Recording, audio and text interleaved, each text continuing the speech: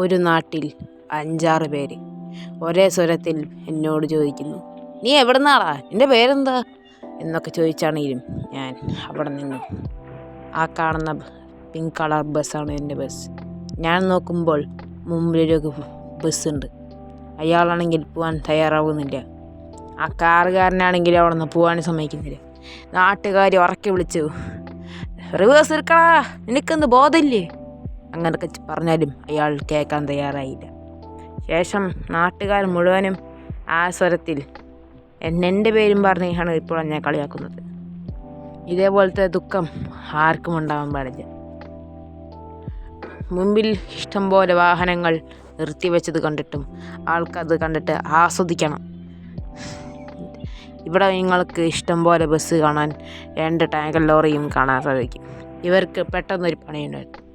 So ഇത് ഒരു പഴമയുള്ള സ്ഥലം. ഇനി എന്തൊക്കെ വേണം അല്ലേ? ഇതാണ് ഇവിടുത്തെ കാലം.